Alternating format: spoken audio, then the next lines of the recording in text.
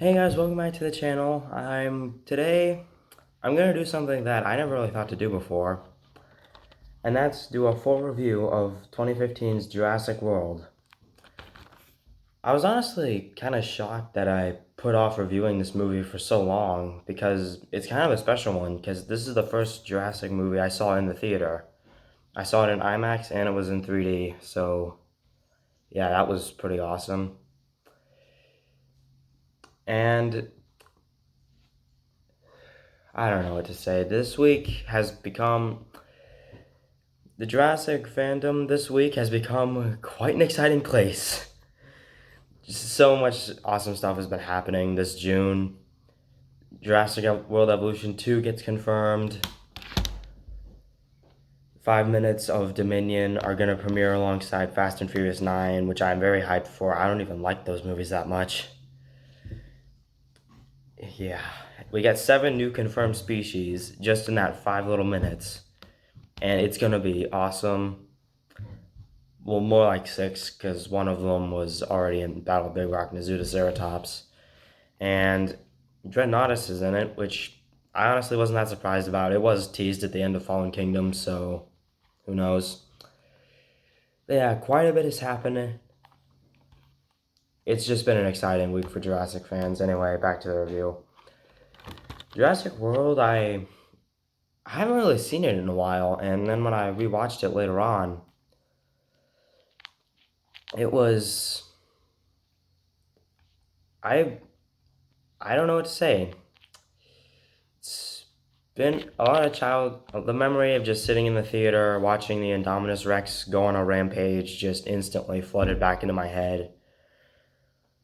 Um, I'm gonna start with the positives of this movie. The dinosaurs are awesome. This has some of the coolest dinosaur designs I've seen in the franchise. Even though for best dinosaur design, personally, I'd have to say either The Lost World or JP3. Probably my favorite addition to the canon in this movie is the Mosasaurus, which looks amazing. I'm sure we all remember that iconic scene. It's on the back right here of the Mosasaur feeding show. It eats Jaws. I'm just kidding. And then at the end, it eats the Indominus Rex. Spoilers. And it's also responsible for the death that really caught me off guard. Zara gets picked up by a bunch of pteranodons, gets thrown around like a rag doll, dropped in the Mosasaur Lagoon. Mosasaur comes up and eats both her and the pteranodon in a really well done scene. Yeah, and the Indominus Rex makes its first ever appearance in this movie, even though, yeah, you guys already knew that. It's really, yeah, the Indominus Rex really want to talk about because, I don't know, the Indominus Rex, to me at least, is kind of an iconic dinosaur design because it's what me and a lot of my friends grew up with. And it was the first confirmed hybrid dinosaur. Obviously, Spinosaurus wasn't confirmed to be a hybrid until much later. Spinosaurus the King, don't go on a nerdy tirade about the Spinosaurus in the comment section. Um, Even though there are a few designs I'm not really a fan of, like the Pteranodons in this movie. I don't know, the Pteranodons in this movie are kind of hit or miss. Like the red ones just look a bit odd to me. I think they just look, how do I put this? They look almost slimy. Not sure what that means. And there's another Pteranodon that looks similar to the ones in the Lost World almost, which I don't really hear a lot of people talk about. I like that one. And then Morphodons. The Morphodon made its first appearance in this movie too. They look really cool. And yeah, lots of cool dinosaurs. Rexy, the original 1993 T-Rex, came back in this movie. And I remember the first time I saw that in the theater, open Paddock 9, when the doors slowly opened, the T-Rex walks out. I remember the whole theater just exploded in cheers. Because everyone... Is I think I blew out my eardrums. The people were screaming so hard. Yeah, the final. Hang on, I want to talk about that later. Now I'm going to talk about the characters. They're pretty good, particularly with Chris Pratt as Owen, Bryce Dallas Howard as Claire, Irfan Khan as Simon Marzani, the park's owner. By the way, rest in peace. He was a great actor. And yeah, there's a lot of good acting in this movie. Chris Pratt, especially, as Owen, aka Star Lord, depending on who you ask. I always found the idea of people training raptors to be really, really interesting. Like, even Vic Hoskins, who I'll talk about later, more about later, said that that they're like better drones because drones can't search tunnels and caves and they're hackable. So they're basically using biological weapons. And then this leads into the Raptor Recon scene, which I personally loved. I remember being on the edge of my seat the entire time during that whole sequence where they're riding through the forest with the raptors leading them. Yeah, it was amazing. Claire, as a character, went through a little bit of character development. For example, at the beginning of the movie, she just views them as the dinosaurs as these numbers on a spreadsheet or just lines on a page.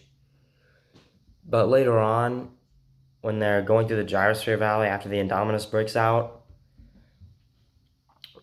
they find this dying Apatosaurus where the Indominus just tore to pieces, and Clara just starts crying, and then that's when she realizes, like, after the Apatosaurus dies, this is when she has to stop viewing these animals as just lines on a page. She realizes that they're actual animals, which ties into her character in Fallen Kingdom, where she learns to care for these animals even more. Yeah, that was pretty awesome. That was pretty well done for her. And Lowry, I don't really know what to say about him. He was, eh. He's just he's like the reverse Dennis Nedry. For one, he's not fat. Sorry, Wayne Knight, don't watch this. And I don't know, there's a lot of like personality traits with Dennis Nedry, not the evil or greedy side, more like the techno nerd kind of stuff. And he even wears that shirt with the JP Jurassic Park logo on it. So yeah, Lowry was just like your everyday comic relief, nerdy type.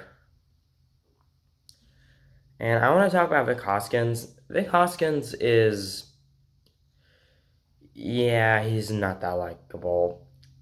At least I didn't find him very likable. I mean, yeah, he's supposed to be like the villain in what I guess is supposed to be a Lyra Reveal story. It's not really touched upon that much.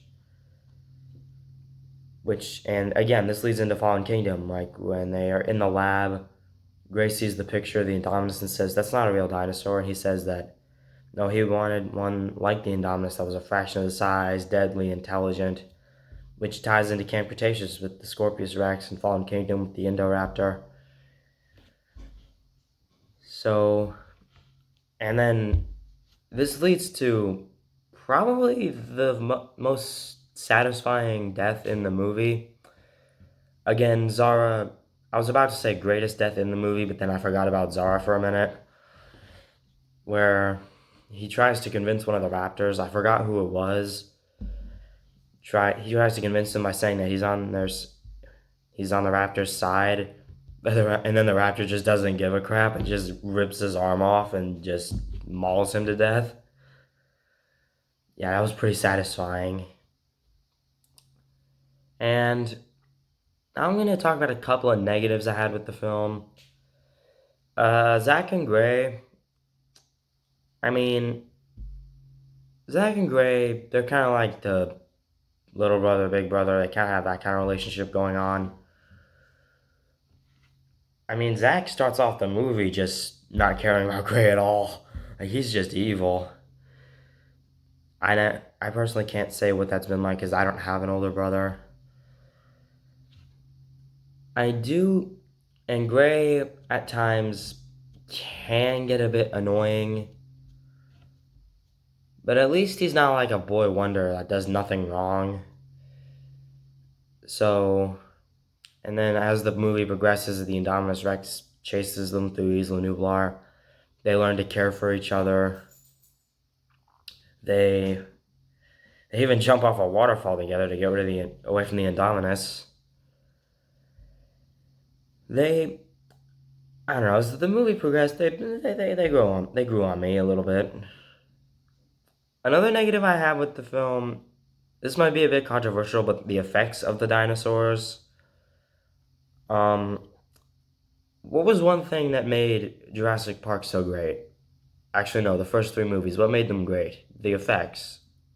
No, avoiding the Jurassic Park 3. What made The Lost World and Jurassic Park so good? The effects. The practical effects looked amazing.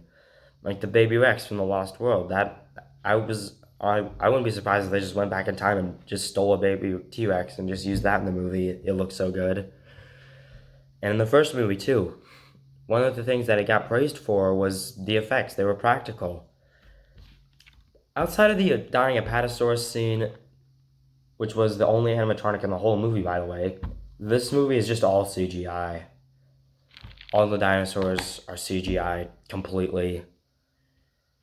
Now, the CGI does look pretty good. It looks amazing, particularly with the T-Rex and the Ankylosaurus. It looks really, really good. Although, I wish they just used more practical effects because it would have looked even better. That's one of the reasons why the Star Wars prequels, among many other reasons, were so heavily criticized because they had an over-reliance on CGI. But this movie, it knows when to use the CGI, and it uses it pretty well. They look great. Like the raptors here, they look amazing. None of the CGI looks terrible by any means. But yeah, I just wish they used more practical effects, that's all.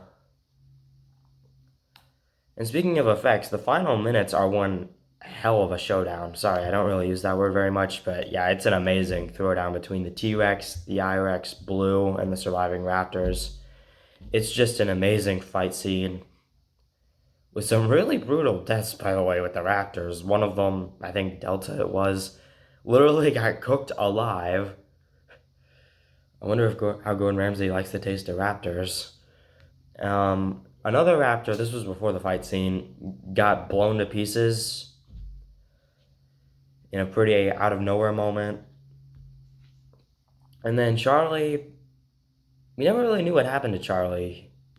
The I-Rex just throws him out of view. If I'm getting all the names for the Raptors mixed up, leave them down below in the comments down below to correct me on which ones I got wrong. And then this leads to a really great moment that really surprised me because it came out of absolutely nowhere. When the I-Rex has just been beaten and torn to shreds. It's bloody. It even has some wire cables sticking out of its shoulder. I wouldn't be surprised if the whole thing just collapsed right then and there. It's bleeding. It's bloody. I think it was limping almost. It roars at the T-Rex. The Mosasaur jumps out of the water, grabs the Indominus Rex, and just throws it underneath the waves. That, honestly, it was an incredible scene. The CGI on the Mosasaur and the I-Rex especially looked really, really good. Little voice crack. Yeah. So all in all, I enjoy this movie a lot. Kind of special to me again because it was the first one I saw in the theater. So yeah, if you ever had the chance to see this movie in the theater, definitely watch it because you will not be disappointed. And if you have the opportunity to see it in 3D, you should 100% watch it. Even if it's not in the theater, if it's just like 3D on your home screen or something, definitely watch it. You will not be disappointed. Anyway, that's going to wrap it up for my review, guys. I may or may not go Jurassic World toy hunting on Saturday or Sunday, so expect a few new reviews next week. And I'll see you guys then.